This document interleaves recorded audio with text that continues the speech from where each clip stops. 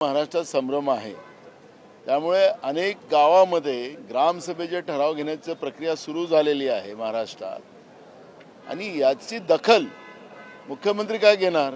याची दखल माननीय निवडणूक आयोग आणि माननीय सुप्रीम कोर्ट यांनी याची दखल घेतली पाहिजे।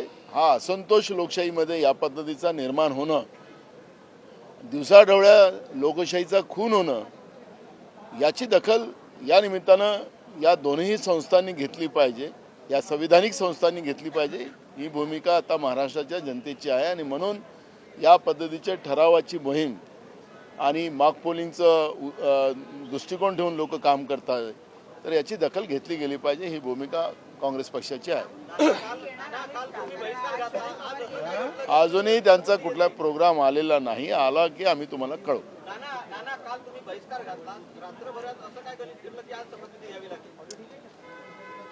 मला एक कळत नाही, प्रश्न तुम्ही असा विचारला की त्या प्रश्नाचं तुम्हीच उत्तर दिलं पाहिजे असं मला वाटतं। कारण की मूळ प्रश्न असा आहे की आताच जो पहिला प्रश्न विचारला त्या प्रश्नावरच मी सांगतो की जनतेच्या भावना आहेत की हे जे सरकार आहे जनतेच्या मतातलं नाही। आमची मतं चोरली गेलेली आहेत। रात्री 76 लाख जे मतं वाढली तिथंच हा सगळा सगळी डाळ काळी झालेली आहे। त्यामुळे लोकांच्या भावना आहेत आणि जनभावना मांडणं त्याच्यासाठी हे सभागृह आहे। त्यानिमित्तानं हे विधानसभा आहे, त्यानिमित्तानं लोकसभा आहे आणि त्या दृष्टिकोनातून जनभावना मांडण्याचं काम आम्ही काल केलेलं आहे। आम्ही निवडून आलेले आमदार आहोत। आता विधानसभेतही ही लढाई आम्ही लढू आणि रस्त्यावरची लढाई लढू। त्यामुळे आज जो काही प्रोग्राम होता त्या आधारावर आज आम्ही सगळ्या आमदारांनी शपथ घेतलेली आहे। नाना जिस तरीके से मरकड़वाली में वहाँ पर एक तय किया गया कि हम प्रस्ताव पारित करके और लोग चुनाव आयोग को भेजेंगे, इससे क्या आपको लगता है कि चेंजेस होगा? जिस तरीके से बिल्कुल आखिरी मेरा वोट वो मेरा अधिकार है। वोट मारने के बाद हमारा कोई अधिकार ही नहीं बचता है। आज किसान दिल्ली की सीमाओं पे अपने अधिकार की मांग लेके आए। केंद्रीय कृषि मंत्री कहते हैं कि हम एमएसपी का कानून नहीं बनाए। किसानों की मांग है कि सरकार ने एमएसपी का कानून बनाना चाहिए। ये जनभावना है, सरकार ने जनभावना का आदर करना चाहिए। देश में बेरोजगारी बड़े पैमाने में बढ़ी है, बेरोजगारों ने मोर्चा निकाला, उनको भी लाठियों से मारा गया। किसानों को गोलीबारी की गई, उनको भी लाठी से मारा गया। तो एक वोट मारने के बाद उनका अधिकार ही बचता नहीं। तो मेरा वोट सही सलामत है या नहीं है, और मेरा वोट मैं जिसको वोट मारता हूँ, जिस विचारधारा को मार रहा हूँ, वो उसी को जा रहा है कि नहीं, ये शंका अगर मन में आती है तो यही मेरा व्यक्ति स्वतंत्र के ऊपर मेरा उसका वायलेशन हो रहा है।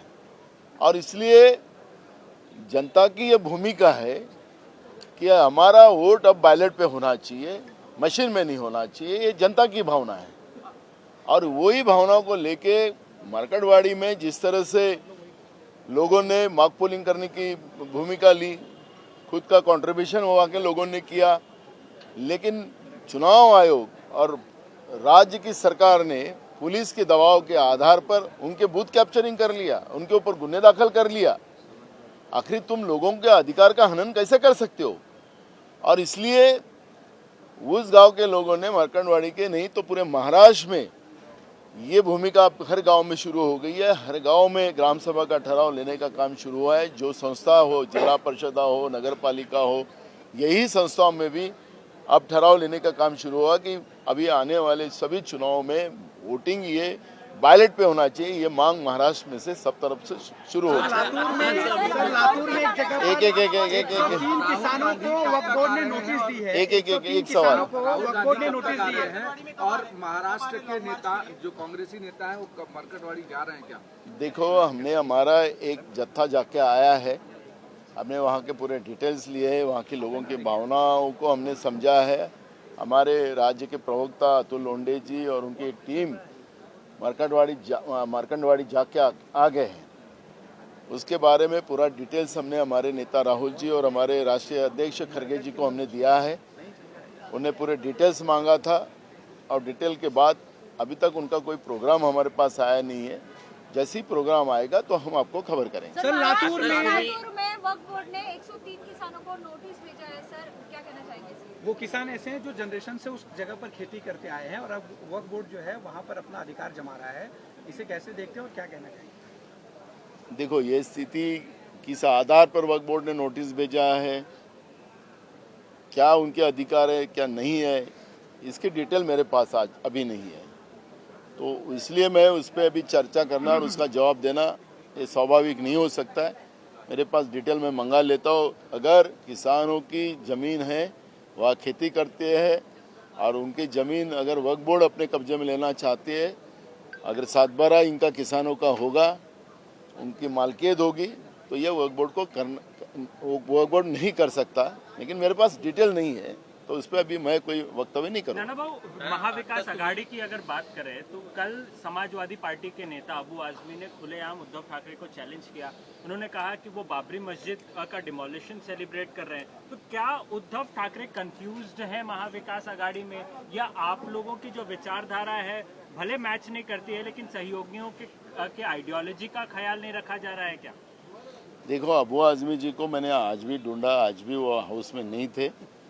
अगर वो मुझे आज मिलते तो मैं उनसे बात करके दोनों हम लोग आपके सामने आते, लेकिन मेरे से उनसे बात नहीं हुई। मैं कल भी आपको बोला था कि हम उनसे बैठ के बात करेंगे और बाद में आपसे चर्चा करेंगे। नाना, आता मुख्यमंत्र्यांची देखील तुम्ही भेट घेतलेली आहे, एकूणच काय नेमकी चर्चा झाली आहे? विरोधी पक्षासंदर्भात काही मागणी होते आहे?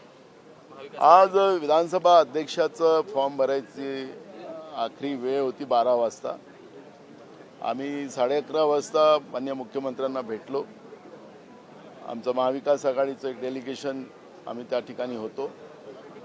महाराष्ट्रामध्ये परंपरा राहिलेली आहे की विधानसभेचं अध्यक्षपद हे निर्विरोध निवडून आलं पाहिजे आणि ती परंपरा कायम राहावी, या दृष्टिकोनातून आम्ही त्यांना भेटलो आणि त्यांच्याशी चर्चा केली। नाना, आप अपोजिशन ने क्या बातचीत की है? क्या डिप्टी स्पीकर और अपोजिशन लीडर के तौर पर विपक्ष का आदमी होना चाहिए? क्या सीएम से इस बारे में या सरकार के नेताओं के साथ बात हुई है क्या? देखो, हमने बात रखी है कि जो महाराष्ट्र की विधिमंडल के कामकाज की जो परंपरा रही है आज तक, वो परंपराएं हमेशा बनी रहे। हमारे वैचारिक कितने भी मतभेद हो, लेकिन संस्था ये जो होती है, ये संस्थाओं का ये व्यवस्था ये चलती रहती है और ये परंपराएं चलती रहना चाहिए। और इसलिए अपोजिशन के पास डिप्टी स्पीकर का ये पोस्ट होना चाहिए। अपोजिशन लीडर की जो अभी कानूनन जो प्रॉब्लम हुआ है उसको कैसे ये कर अपोजिशन लीडर कैसा बनाया जाए, उसके ऊपर चर्चा शुरू है। तो मुझे लगता है कि हमने दोनों बात रखी है उनके पास। मुझे लगता है कि उन्हें सकारात्मक जवाब दिया है और ये परंपरा है वो कायम रखेंगे, ऐसा हमारा विश्वास है। बांग्लादेश में